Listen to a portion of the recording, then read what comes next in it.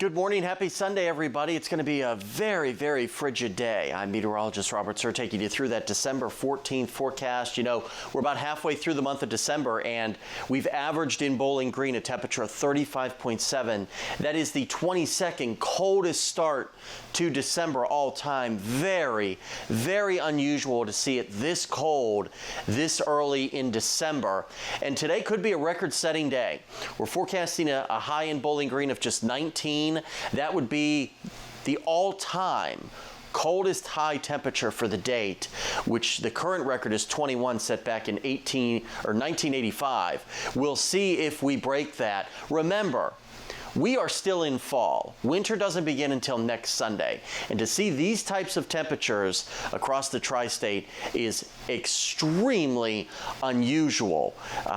This is something we would normally see late January, early February.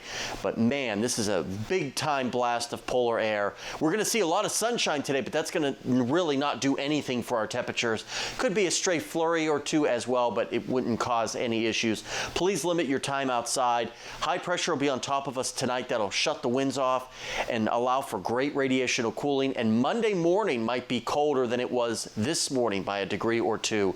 So bitterly, bitterly cold headed to the bus stop or to work Monday morning. But we will start to rebound on Monday. We'll get a southerly flow, and that'll warm us up warmer than we'll be today, which is only in the mid to upper teens for many of us. Again, despite widespread sunshine across the board. You get further to the north where they've got some fresh snow, you might struggle to get out of the lower teens. West of the Tennessee River, maybe crawling your way up toward 20 degrees, back down into the single digits tonight for many, many, many locations.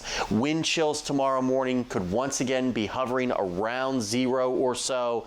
Just a very, very cold start to our day. That's why we've got the cold air advisory that remains in effect through tomorrow morning, where we could see wind chills on the order of 10 degrees or so below 0. But we start to moderate on Monday, back above freezing.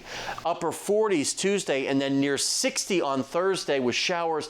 If we weren't coming out of a deep freeze, we'd be worried about this system on Thursday posing the threat for severe weather.